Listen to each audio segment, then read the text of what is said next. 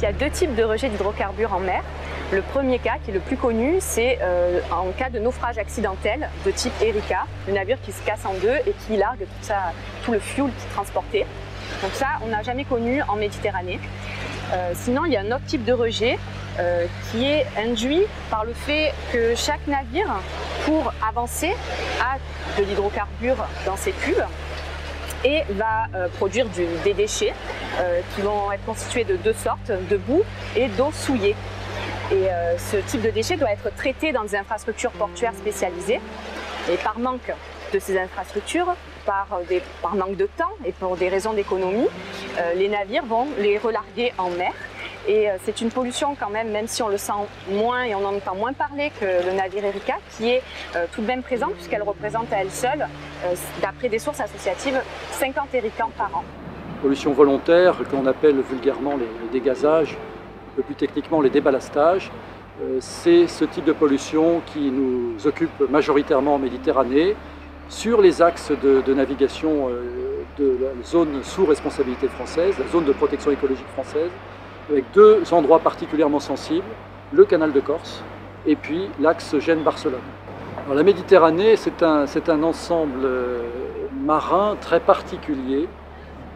D'abord, c'est un théâtre très étroit dans lequel l'eau se renouvelle en 90 ans, donc avec un certain nombre de caractéristiques particulières qui font que ça se renouvelle essentiellement 90% par Gibraltar. 1% des océans et 30% du trafic mondial qui transite sur cet espace.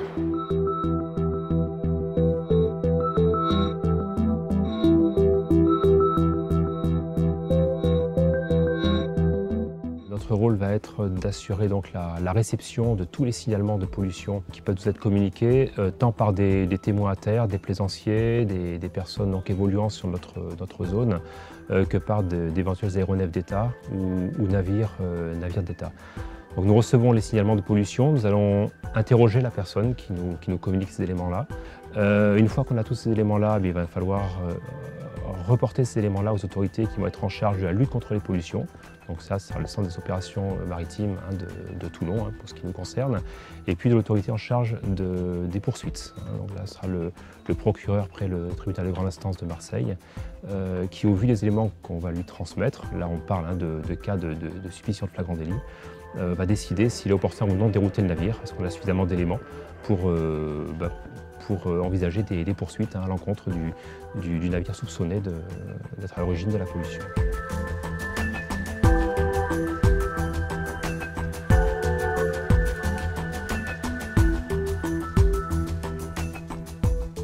Il est certain que, par exemple, en Méditerranée, il est vraisemblable qu'il y a des navires qui font le choix d'aller rejeter leurs hydrocarbures quand ils sont dans les eaux italiennes ou dans les eaux espagnoles, parce qu'ils savent que les sanctions seront, ne seront pas effectives, il n'y aura pas de poursuite, et deux, seront symboliques. Nous, l'URVN France Nature Environnement PACA, on va agir pour la protection de la Méditerranée, principalement à travers de l'action de lobbying, en étant force de proposition pour modifier les lois et surtout les faire appliquer, notamment pour avoir plus d'infrastructures portuaires qui réceptionnent ces déchets d'eau usée et de boue. Et en parallèle, quand on voit que vraiment les lois ne sont pas appliquées, on mène des actions juridiques. Et donc cette année, grâce au fonds de dotation Lutentia, nous avons pu mener différentes affaires contentieux juridiques contre des rejets illicites d'hydrocarbures en mer.